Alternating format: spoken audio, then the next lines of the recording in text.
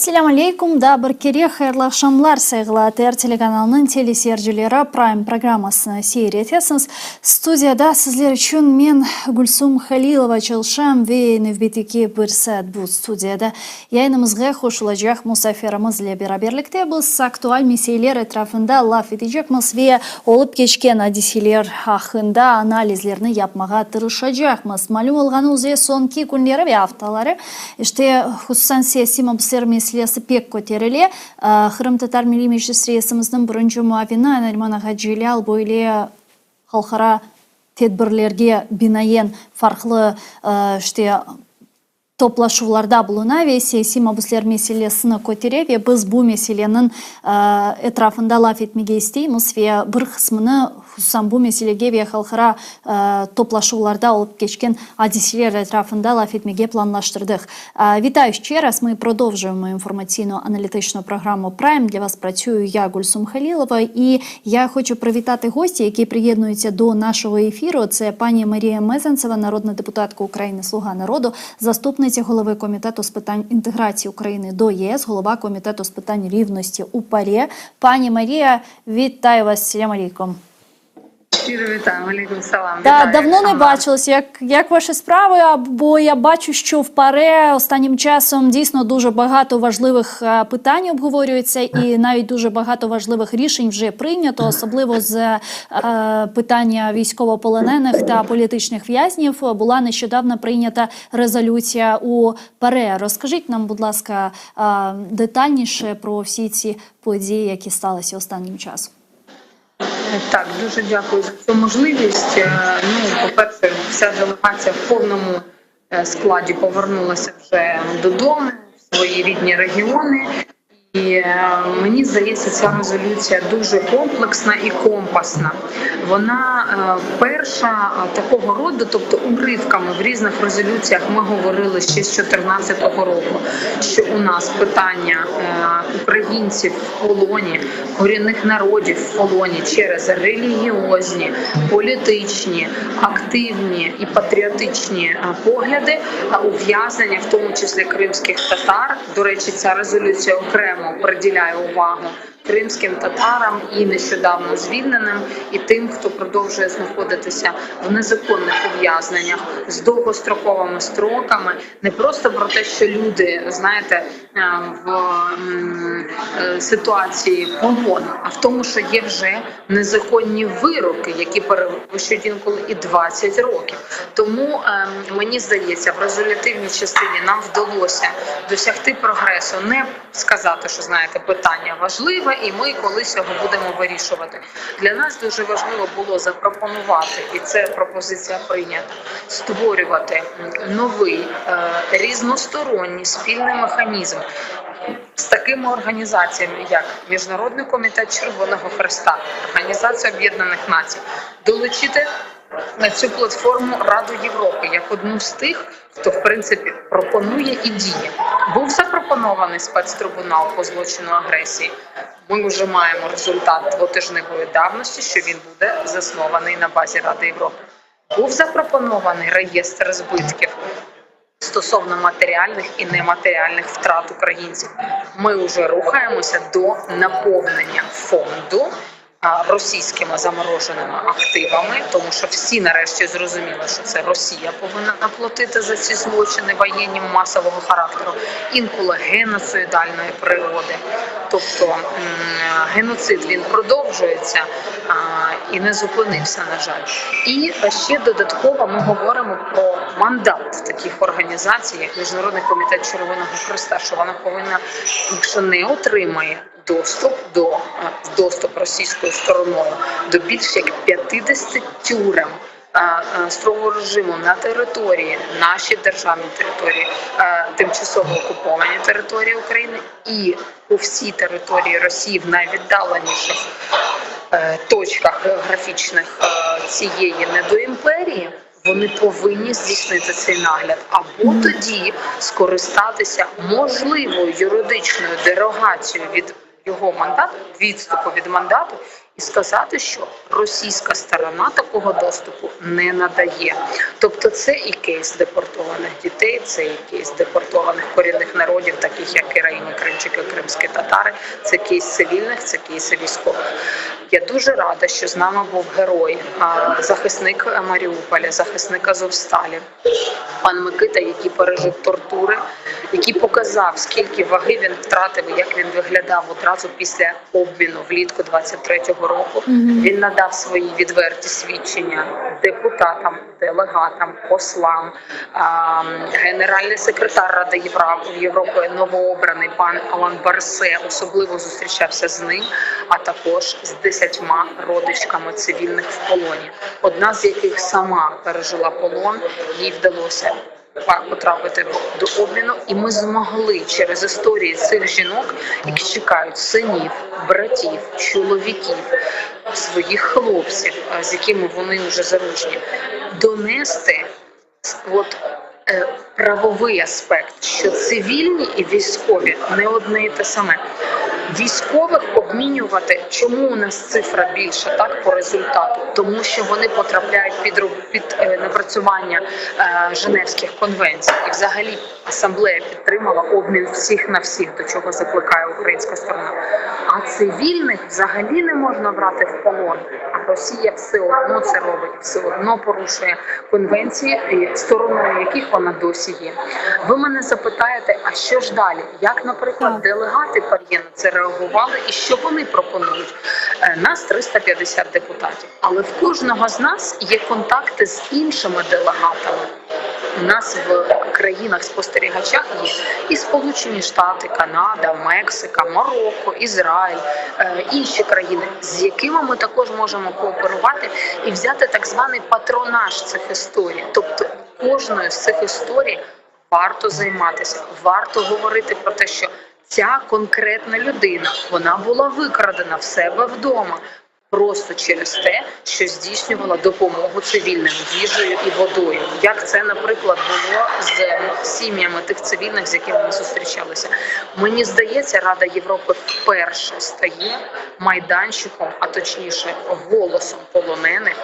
І ви знаєте, мені було дуже важливо, скажімо так, також відчути і зворотній зв'язок від сімей, родин, які чекали цього документу в Україні, адже він народжувався буквально за декілька діб з чіткою координацією координаційного штабу ГУР по пошуку і обміну полоненими, СБУ, також Офісу Генпрокурора і прокурор, до речі, Генеральний прокурор виступав у нас на додатковому заході, де розповідав про конкретні цифри, конкретні кейси, і як українське правосуддя вже має вердикти засудження тих, хто вчиняє ці злочини. І це нас призводить до дуже логічного запитання. А де ж та кількість офіційних виданих ордерів на арешт? Я говорю зараз про Міжнародний кримінальний суд. Їх всього 4. Нам хочеться, і вони всі по депортованим дітям. Ви знаєте, нелегітимно Білорі, яка вкрала дитину з Маріуполя, і закликає це робити, до речі, російських громадян, тобто всиновлювати українських дітей незаконно. І ще 2 генералам, маловідомим нашим телеглядачам. Нам би хотілося бачити більше цих ордерів і використання універсальної юстиції країн держав Ради Європи для того, щоб ми бачили ці вердикти. Тому українське правосуддя працює зі своєї сторони, але ми дуже хочемо, щоб така кооперація продовжилася з Міжнародним кримінальним судом. До речі, український парламент нарешті ратифікував Римський статут, і тут уже, знаєте, нам не можуть докоряти, що ми щось просимо і інколи вимагаємо по праву, тому що напали на нас, а не навпаки, а самі щось не ратифікували. Тому я вітаю прийняття цієї ратифікації українським парламентом. Ну, якщо казати про резолюцію, чи може вона послужити підставою для продовження чи відкриття там інших кримінальних справ в міжнародному суді? Тобто, як ми можемо використовувати ще ці документи? Звичайно, він дуже важливий, ми його чекали, і там дуже правильні тези, які для нас дуже важливі для політичних в'язнів, військових полонених і так далі. Але це все ж таки, як ми можемо це використати, аби Росія все ж таки, всі ці вимоги вона реалізувала і все ж таки повернулась, я не знаю, можливо, це чи ні, але до міжнародного правового поля. Так, рецепт для цього є. Нам треба забрати їх гроші, використати їх для відновлення, відбудови і компенсації для українцям, що їм дуже не сподобається. Тобто, дивіться, філософія дуже проста в Росії. Їм байдуже стосовно свого резерву в Центральному банку – 350 мільярдів доларів. Їм байдуже на нього. Саме головне для них, щоб це не було використано на користь України. А так буде, тому що ми маємо для цього юридичні механізми.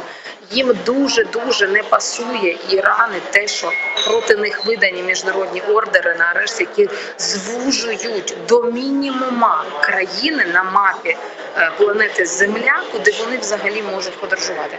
Монголія – поганий був кейс, не виправдані, скажімо так, очікування навіть української сторони щодо все-таки допуску президента Путіна.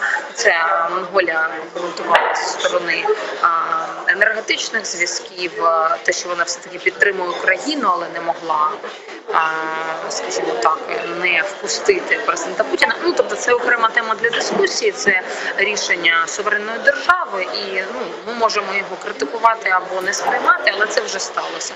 Найголовніше, щоб такого не ставалося в майбутньому. Найголовніше, щоб клуб ратифікації Римського статуту він розширювався, тобто робити ще менше шматок на планеті Земля, куди може ступити нога цих воєнних злочинців. І оці дві, мені здається, оця формула з двох складових, яку ми можемо, звісно, розпаковувати і як в аспекті справедливості, так і в аспекті репарацій. І, ви знаєте, комунікуючи з українцями в різних регіонах, це підтримують абсолютно всі. Але наш пошук, наші комунікації, наш тиск міжнародний, які сьогодні будь-яка людина на планеті, на платформі X, бувши Twitter або в Фейсбуці, може через перекладач сказати: дивіться, я знаю цю особу, або я прочитала кейс цього кримського татарина, або цієї правозахисниці з Маріуполя. І мені болить, і я хочу, щоб ви теж прочитали. І, повірте, це точно спрацює, тому що так було ще з 2014 року. Нам потрібно більше адвокації, і щоб світ знав, через що проходять і чоловіки, і жінки, як їх кидають на розмінування полів, на незаконний труд, як їх гвалтують, ще раз, і чоловіків, і жінків, дітей, і хлопчиків, і дівчат. Тобто, це страшні злочини, про які світ повинен чути. І ми готові вкладати всі свої сили в те, щоб наступна країна, яка головуватиме серед міністрів закордонних справ Ради Європи, а це Люксембург буде, після нього Мальта. Ми вже з ними проговорили. Ви знаєте, мені дуже приємно, що посол Люксембурга на зустрічі з всіма топ-чиновниками організації заявив, що це наш не єдиний, а наш топовий пріоритет. Це повернення всіх полонених, це напрацювання стратегії, це не замовчування, це тиск там, де ми можемо побачитися з Росією. Будь ласка, ООН, будь ласка, інші інші міжпарламентські ще існують. Та ОБСЄ, наприклад, існують організації, де до сих пір росіян сприймають і приймають і шукають з ними якийсь діалог. Я пишаюся тим, що наша організація єдина і перша, яка здійснила правильний вибір через порушення її статуту. Пані Марія, ще окрему увагу я хотіла приділити дітям, яких Росія депортує з окупованих територій на території Російської Федерації. Навіть вони їх привозять там в Крим, а ми знаємо, що в Криму продовжується вже протягом 10 років мілітаризація дітей, в тому числі та в школах та в інших там навчальних закладах. Яка ціль, на вашу думку, Російської Федерації? Навіщо їм діти українські? Навіщо вони їх депортують на території Російської Федерації? Що з цим вони хочуть зробити? Бо дійсно, яка мотивація, на вашу думку, і як ми можемо вирішити це вкрай важливе питання? Бо якщо казати про зараз дітей, які з окупованих територій, то це рік-два продовжується. Якщо казати про окупований Крим, то це 10 років, і протягом 10 років продовжується ось ця мілітаризація також сознання дітей. І діти, які пішли там в перший клас у 2014 році, вони вже школу закінчили і навіть пішли в університет. І це зовсім інше покоління. Чи не втрачаємо ми таким чином наше українське покоління, на вашу думку, і що ми з цим можемо робити? Таня, нам його задавали наші колеги. А чому взагалі Росія забирає у вас ваших дітей? Так. А в резолюції, яку ми прийняли на минулому тижні, яка стосується пролонгованого злочину, геноциду, голодомору, стирання ідентичності, викорінення і стирання нації способом голоду. Так? Сьогодні ми кажемо, продовжується стиранням нашої культурної ідентичності, нашої мови, нашої історії, тим самим депортуючи наших дітей як носіїв цієї культури, мови, історії тощо. Тобто їм перешивають ідентичність. І коли з цим ознайомились наші партнери, вони були дуже-дуже, так знаєте, скромно сказати, шоковані. Деякі делегати готові були брати свої паспорти і їхати в Росію, розшукувати ці табори, але вони всі під санкціями, тому що підтримують Україну в резолюції. Тому це неможливо для нас здійснити. В даному випадку ми знову ж таки готові далі продовжувати розмовляти, комунікувати, працювати з Міжнародним комітетом Червоного Хреста, бо вони можуть мати доступ до цих таборів. Єдина організація, яка має цей доступ. А власне та платформа, яка створена і за ініціативою моєї колеги Олени Фоменко за підтримки і спеціальної платформи державної Bring Kids Back, поверніть дітей, Bring Kids Back UA, вона дає можливість кожній державі зробити свій вклад. Естонія будує і фінансує будиночки сімейного типу. Інші країни Балтійські допомагають діджиталізувати, в тому числі Сполучені Штати і Канада допомагають діджиталізувати ту кількість дітей, яка у нас лишається в реєстрі, яких треба повертати. І, до речі, якщо розділити там 19 тисяч, якщо ми повертатимемо хоча б одну дитину в день, то це нам 50 років потрібно. Я і ви, ми не хочемо зістаритись і побачити це в кінці нашого життя. Нам дітей треба повернути зараз, бо саме тому, що ви це і кажете, вони стають дорослішими. Поки дитина провела 3 роки в цьому полоні, вона вже 18-річний парубок, він вже 18-річний парубок, якому РФ шле повістку. І це абсолютно реальний кейс дитини, яка повернулася минулої осені додому. Також у нас є питання, як ми допомагаємо цим дітям психологічно, з житлом, з освітою. Це діти також інституціональні, тобто вони були без батьків, вони були в будинках сімейного типу або в інтернатах, і зараз вони повертаються додому, їм треба інтегруватися. Тому ми використовуємо парасольку Пар'є для того, щоб кожна держава могла інвестувати в рішення цієї проблеми. Інвестувати і фактично грошима, бо вони нам потрібні, і своїми ресурсами, яким нам не вистачає в людському сенсі, в людському плані. Тому, знаєте, коли я бачу бельгійсько-нідерландську колегу, пані Маріам, яка на кожній конференції говорить про українських дітей, заснувала спеціальну міжнародну організацію по їх поверненню, бельгійсько-нідерландська правничка міжнародниця. Це заслуговує поваги, і це значить, що це не тільки нам болить, це болить і нашим партнерам. І ви знаєте, от тема дітей, вона все-таки і полонених, я би доповнила, тобто номер 4 формули миру президента Зеленського в такій розпаковці трагедії, вона людей торкає більше. Хоча, ви знаєте, я додам на останнє, я була шокована в позитивному сенсі.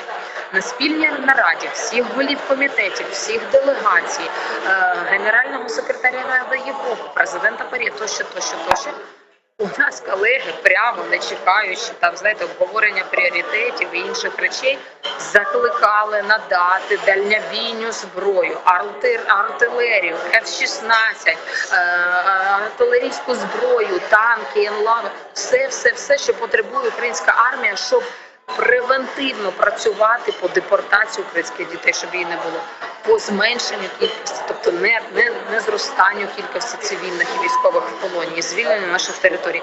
Це мій такий короткий, скажімо так, екскурс в нашій минулий тиждень. Ну і гроші ще. Банк Ради Європи нам допоможе з житлом для ВПО, спочатку програми ренти житла для ВПО, потім їх придбання, і будемо рухатися ще по спецкредитуванню для молодих сімей і молоді загалом. Ну і не тільки. Банк Ради Європи, в який ми вступили безкоштовно минулого року, готовий підтримувати українських людей.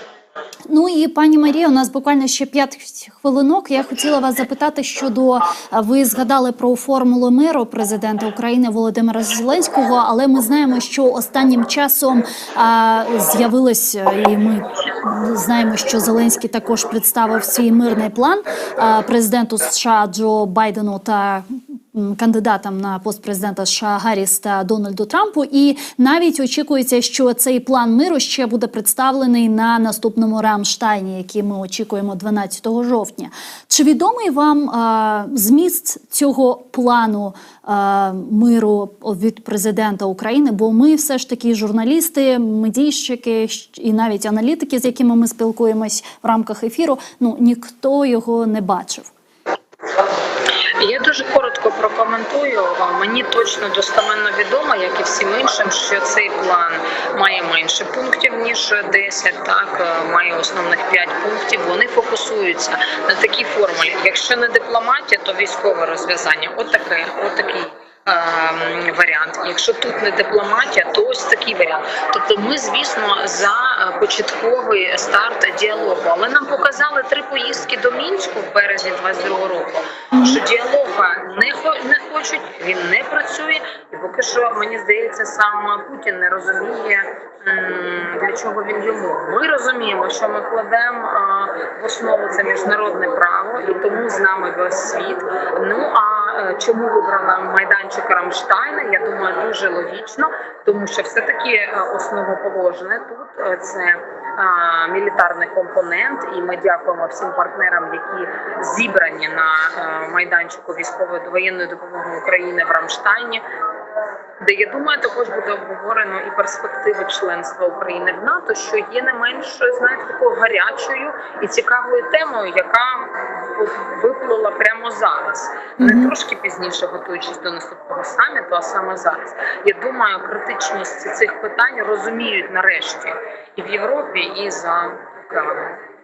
Ну і в цьому питанні тоді в мене виникає ще інше. Ви як людина, яка безпосередньо комунікує з нашими партнерами, зустрічаєтесь, бачитесь, спілкуєтесь, адвокатуєте наші дуже важливі українські питання. Та все ж таки, ось перемога України для всіх наших партнерів, міжнародних партнерів, в їх баченні, вона така ж, як в нас, як в Україні, чи ні? Ви знаєте, знову ж таки, багато хто розглядає діалоги, маючи в голові візію Росії, яка не корелюється з реальністю і жорстокістю того, що чинить Росія. Коли вони приїздять, бачать на власні очі, комунікують з нами або з жертвами цих воєнних злочинів, їх думка змінюється. Тому такі делегації, як сьогодні ми маємо в Харкові з Сполучених Штатів Америки, прямо зараз візитують нас тут і допомагають цивільним, передають допомогу військовим. Я вважаю, що це абсолютна обов'язковість, тому що їх важливість, ми не можемо її переоцінити, вони змінюють потім думку вдома, спілкуючись зі своїми товаришами, колегами і сусідами навіть, які вчора могли говорити, що ми не хочемо там підтримувати більше фінансово Україну, тому що ми не бачимо, куди йдуть ці кошти. Ну, я зараз процитувала, якісь такі стандартні слогани, які абсолютно не відповідають дійсності, хоча вони розвивають промисловість, наприклад, в тих самих Сполучених Штатах. Тому, мені здається, таким способом ми можемо продовжувати переконувати. Візія перемоги – це те, що нам підказує серце. Ми повинні перемогти в цій війні. Вона екзистенційна, і нам треба підсилювати сили територіальної оборони. Нам треба навчати населення самообороні, такмеду, починаючи зі школи. Тобто ми повинні давати знати, як діткам реагувати на екстравагантні ситуації нашого щоденного життя. Нам треба навчитися бути резистентними. Це горе, з яким ми стикнулися. Воно може втомлювати, але воно не повинно, ця втома не повинна стати на ті ваги, коли вона змусить нас здатися. Ми точно не здамося в цій боротьбі.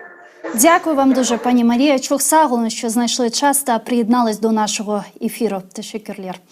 Марія Мезенцева була з нами на прямому зв'язку. Народна депутатка України, «Слуга народу», заступниця голови комітету з питань інтеграції України до Європейського Союзу, голова комітету з питань рівності у ПАРЄ. Ну а інший блок нашої програми ми хочемо присвятити дуже важливій темі і обговорити дуже важливий та унікальний проєкт для України. Це проєкт «Очі».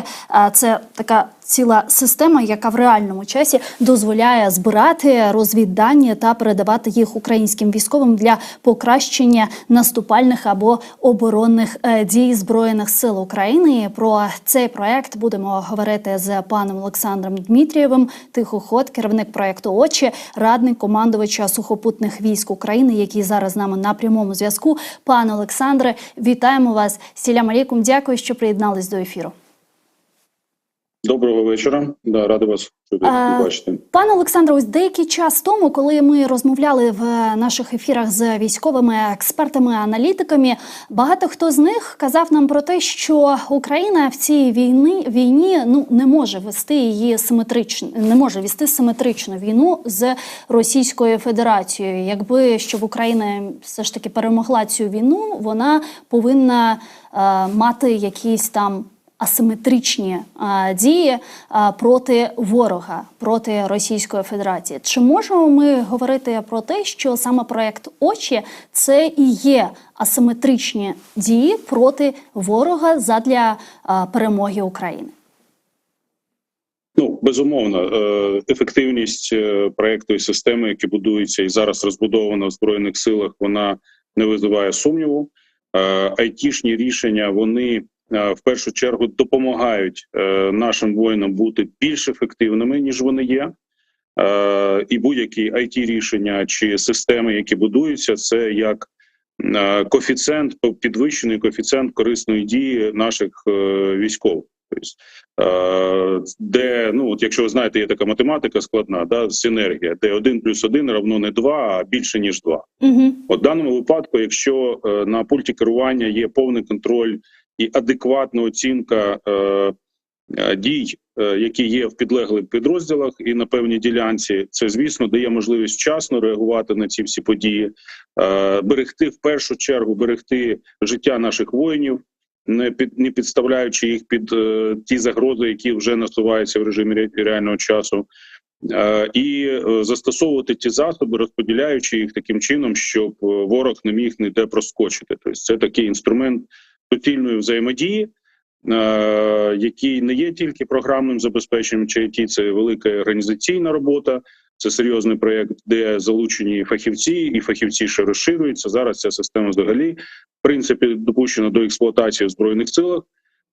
І чи не єдина, яка з 22-го року пройшла всі бюрократичні кола, як то кажуть, сказали, так треба, так і робили. І крім фактичного виконання і допомоги нашим військовим в недостатку особового складу і озброєння мати певні переваги і навіть контрнаступувати, і так і вчиняти ефективно оборонні операції.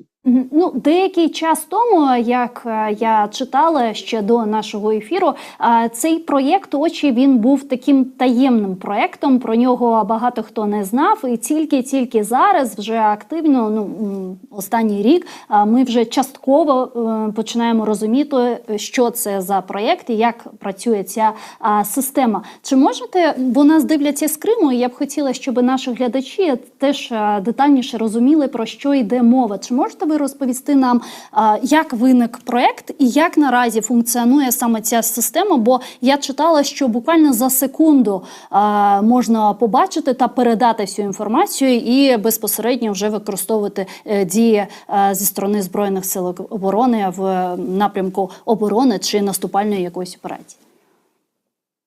Ну, в першу чергу, чому він був таємний, чи ми не розповсюджувались про його структуру взагалі, що це є, тому що перевагу нашу треба тримати в таємниці. Да? Якщо це мова не йде якийсь маркетинг і реклама, то ті речі, які роблять нам перевагу, вони мають бути таємними, і тим довший час вони перевагу цю будуть давати ефективно. На жаль, вже через 2 роки ворог знає, що це за система, є багато різних ситуацій, де це було. Він намагається її атакувати постійно, тобто у нас працюють цілодобово як автоматичні певні інструменти, так і фізично люди, які ідентифікують і відражають ці атаки, і спроби отримати доступ і так далі, тому що хмарні рішення – це взагалі найнебезпечніше по витоку інформації інструменти. Також є багато інших проєктів, які деякі вважають навіть токсичними, можливо, там якісь корупційні скандали, але там корупція до людей, а самі продукти настільки ефективні, настільки потужні, що в принципі за рахунок них, без пабліку, без будь-яких ефірів і так далі, ми маємо серйозну технологічну перевагу, де наше командування може робити більш ефективно прийняття рішення, ніж ворог. В даному, що стосується самого проєкту, уявіть собі, для того, щоб було зрозуміло, що ви бачите всю лінію зіткнення в режимі реального часу на глибину там кілометрів 50. Ну, то уявіть собі, да? Що ви, де б ворог не висунувся, де б він що не зробив, в режимі реального часу, там з затримкою до 1 секунди, там чисто технічна обробка інформації. Ви бачите, як по телевізору, де що відбувається. Далі відбуваються так само автоматичні процеси передачі даних, цілевказання, співпраця з артилерією, з дронами, з РЕБами, з ППО і так далі, де ми можемо вчасно реагувати. Це рішення дійсно, спочатку це була ідея, це був проєкт, радились з військовими, як це реалізувати, він далі продовжує розвиватися для того, щоб більше і більше забезпечувати діяльність наших Збройних сил і їх ефективність. І трошки, скажімо, невеликий спойлер, я думаю, що ближчим часом ми подолаємо friendly fire по нашому ребу відносно наших дронів. Це така болюча тема, насправді є, в тому числі ППО. Це виростить ефективність і одних і інших. Це, знову ж таки, технологічні автоматичні процеси. А скажіть, а проект виник ще до широкомасштабного вторгнення, він був розроблений, або вже одразу після 24 лютого?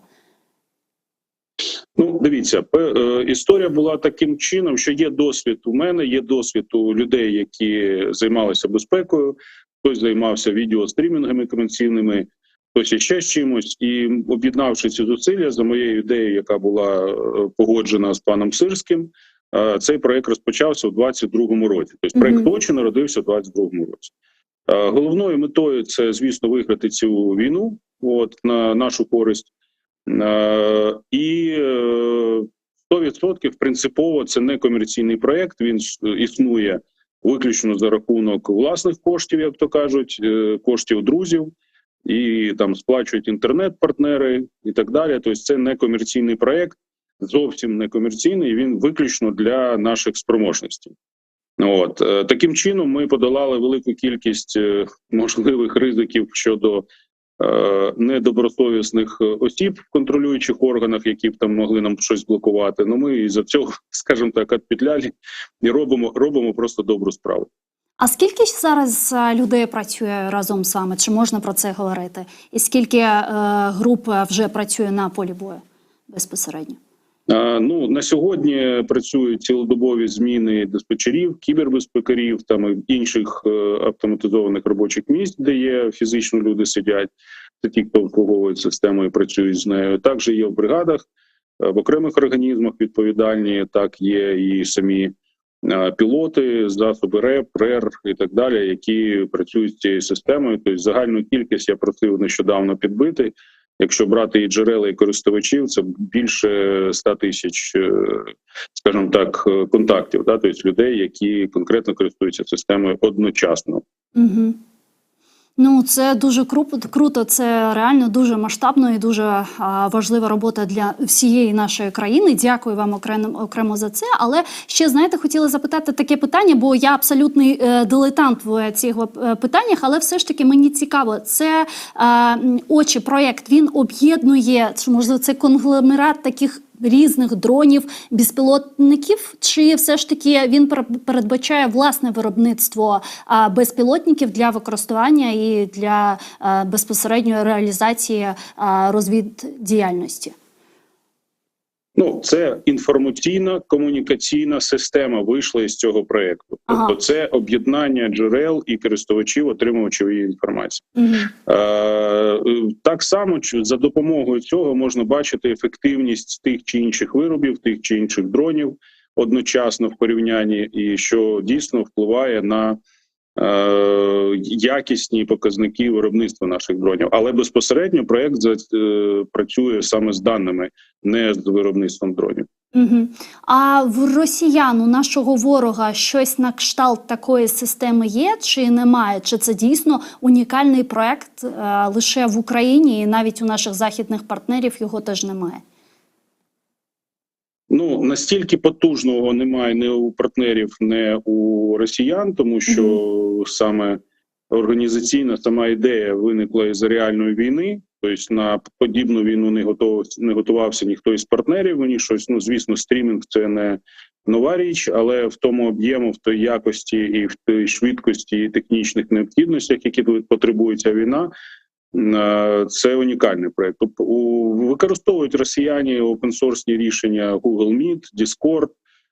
Ми вдало за цим підглядуємо періодично, наші хакери там ламають це все діло, на жаль, і наші там є певні воїни, хто цим користується, це теж ламається. Але такого масштабного проєкту, як у нас, у нього поки що немає. Я думаю, що це питання часу, а ми в цей момент розвиваємося, ітеруємося і, скажімо, нарощуємо спроможності, випереджаючи ворога в цьому напрямку. Ну і плюс я нещодавно читала, що ви говорили в одному з своїх інтерв'ю, що ви вже задіюєте в проєкт космічні технології та штучний інтелект, щоб зменшити час реагування на полі бою.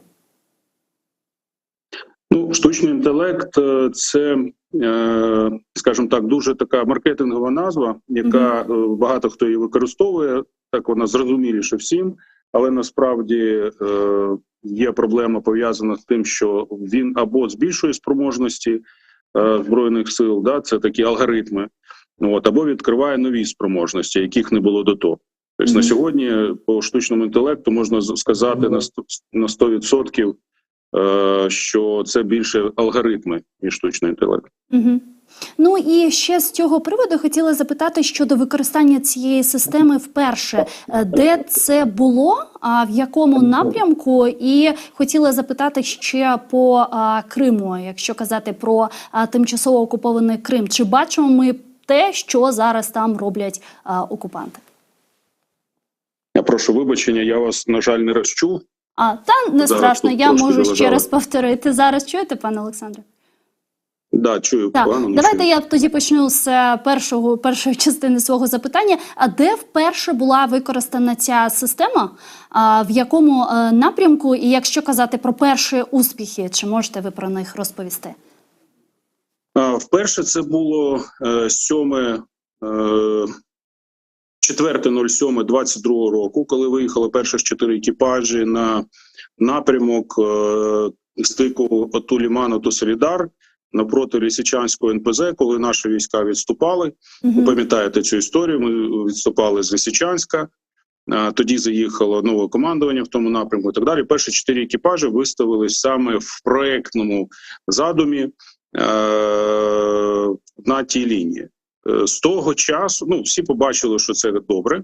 Одночасно всі побачили ворога. Тобто, по суті, ми відкрили туман війни, ми зняли невідомість, так звану, тобто невпевненість в діях і в цілях. І з того часу той напрямок тримається, я більше скажу, він навіть має там успіх. Це перше застосування було.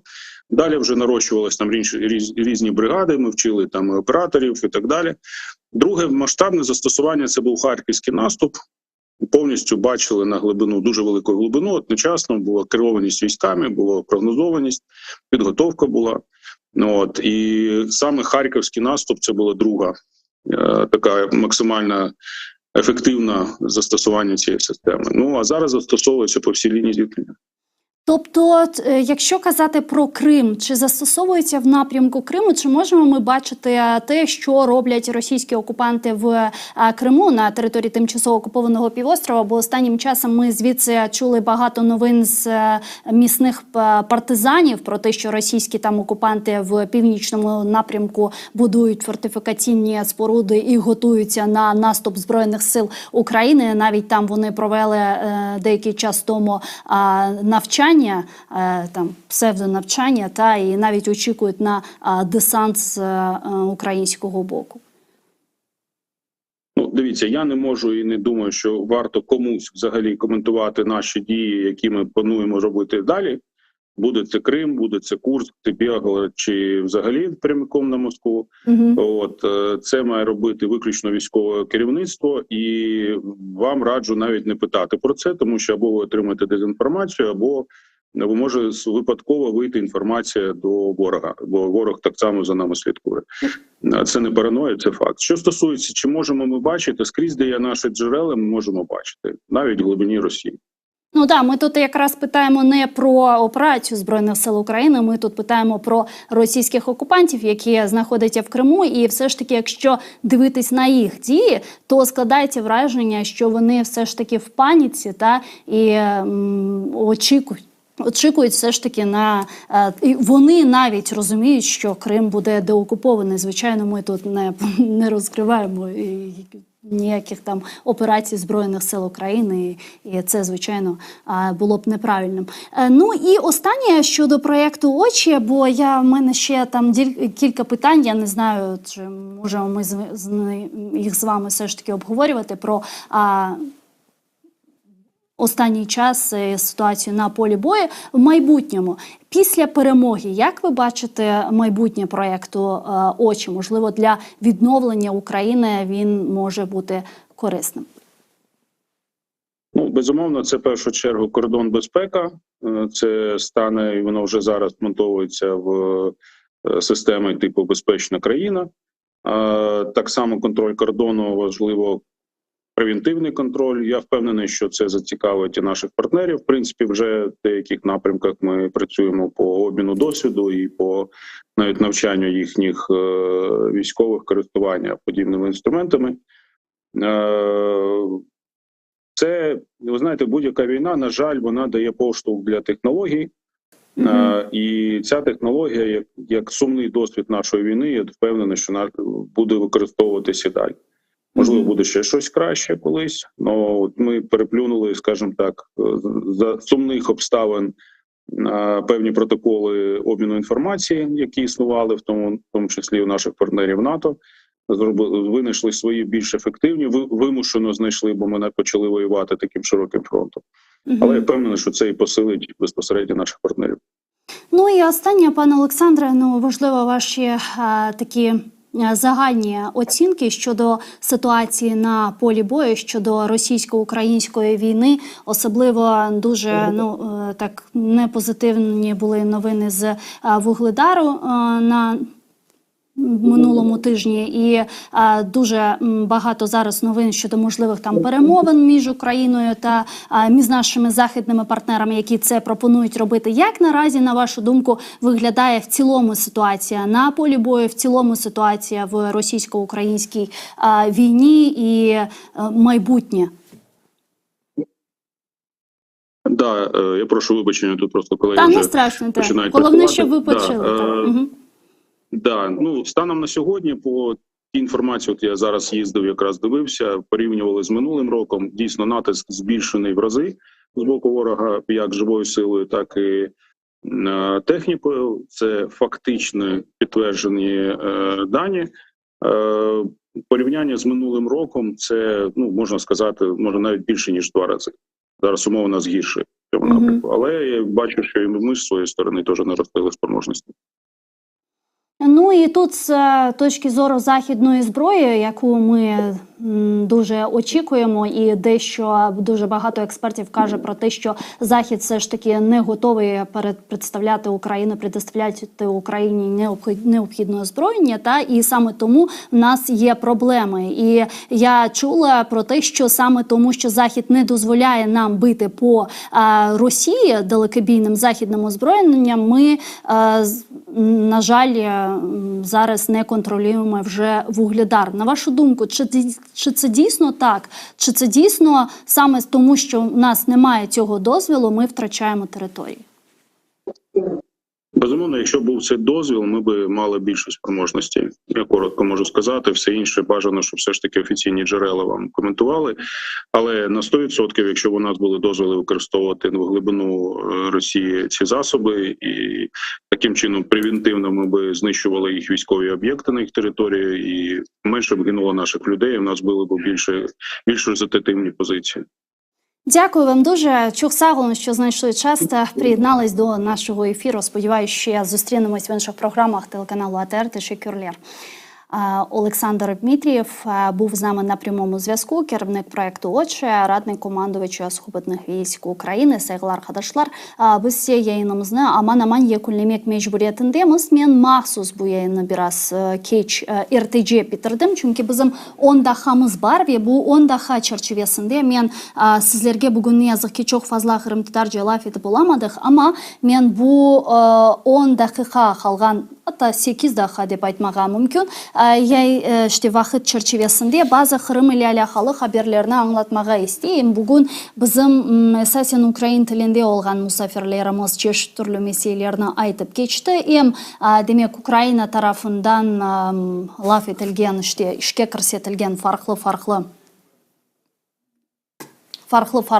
leyhalar, hem de elbette ki demek Ukrayna'nın halkara toplaşıvlarda, halkara tedbirlerde vaziyeti, halkara demek toplaşıvlar çerçevesinde yapılan faaliyetleri. Misal olarak Maria Mezintseva ile laf etkenimiz vakit bizler böyle Ukrayna'nın harbi esirleri ve hususan bala esirlerinin Birleşken Milletler'in toplaşıvlarında ve aynı zamanda Avrupa Şurası Parlament Asambleyası toplaşıvlarında kabul edilgen bu vesiha hakkında laf etken edik ve hakikaten bu vesiha Ukrayna için çok mühim oldu. Neden diye soracaksanız, çünkü biliyorsunuz aslında 2014 senesinden bu günge kadar çeşit türlü bunun gibi vesihalar, bunun gibi demek anlaşmalar, bunun gibi demek rezolüsyalar kabul edilgen edi ve biz birçok defa yayınlarımızda koşulgan demek musafirlerimiz ile beraberlikte ya bularının ne faydası var? Esasen Ukrayna'ga bir faydası var mı? Esasen demek bularını kabul etilir ama Rusya'ya karşı bir emniyeti var mı? Yani çünkü bularının hepsi herhalde böyle tavsiyeyi bir çizgilerini taşıyor, bir böyle tabiatını taşıyor. Yani Avrupa Şurası Parlament Asambleyası'nda veya Birleşken Milletler'de ve ilahri kabul edilgen bu rezolüsyalar esasen tavsiyevi böyle bir emniyetke sahip. Yani bazı bu kanunlarını, bu kaidelerini bozgan ülkelerge bunu yapmamaga tavsiyeler etilir.